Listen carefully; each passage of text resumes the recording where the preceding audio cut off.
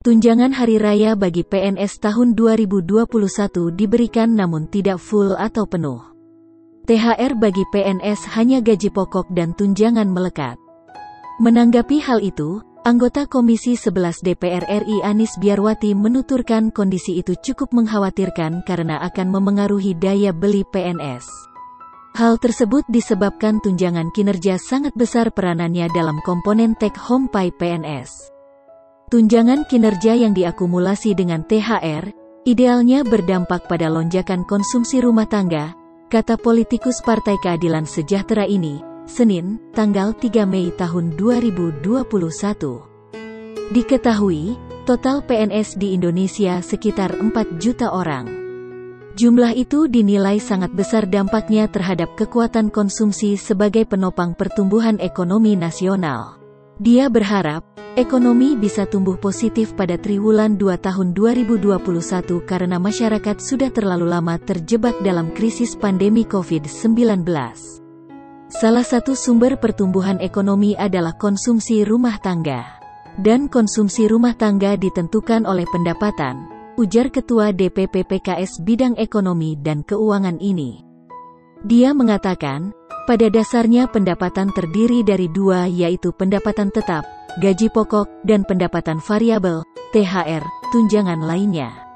Alokasi pendapatan tetap biasanya sudah terencana, sedangkan pendapatan variabel biasanya untuk leisure. Pada titik ini, keputusan memotong gaji akan mengurangi belanja leisure, tutur Anies yang juga menjabat sebagai Wakil Ketua Badan Akuntabilitas Keuangan Negara, BAKN, DPR RI ini. Anies menyayangkan kebijakan pemerintah yang terkadang tidak bisa dilaksanakan secara optimal untuk mencapai tujuan yang salah satunya sebagai daya ungkit pertumbuhan.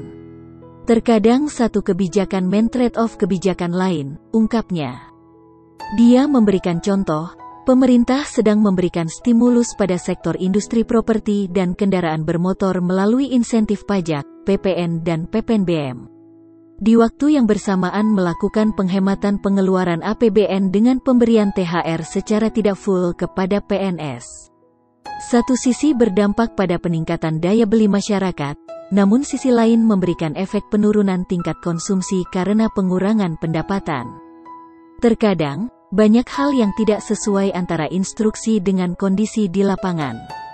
Koordinasi inilah yang menjadi pekerjaan rumah di Indonesia, tegasnya.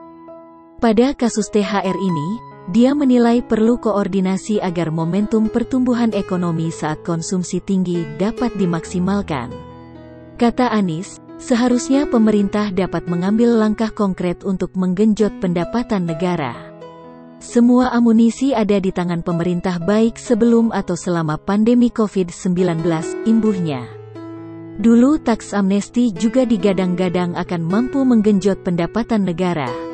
Namun, kata dia, sampai sekarang masih belum terlihat bahkan shortfall perpajakan selalu terjadi. Dia menambahkan, di saat pandemi juga berbagai kebijakan dalam rangka pemulihan ekonomi dengan dana ratusan triliun sudah dilakukan.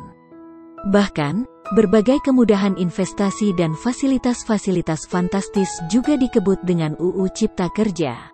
Anies menekankan intinya adalah harus ada kebijakan adil yang tujuannya adalah untuk kesejahteraan seluruh rakyat Indonesia.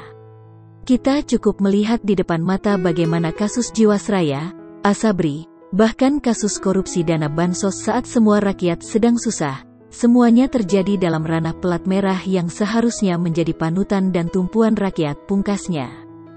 Sekadar informasi, melalui Nota Dinas Nomor ND 134 PB 2021 yang dikeluarkan tanggal 28 April tahun 2021 tentang petunjuk teknis pelaksanaan pembayaran tunjangan hari raya tahun 2021 kepada aparatur negara, pensiunan, penerima pensiun dan penerima tunjangan, serta tunjangan hari raya keagamaan tahun 2021 bagi pegawai non-ASN, Kementerian Keuangan menyatakan bahwa di antara komponen yang tidak dibayarkan adalah tunjangan kinerja.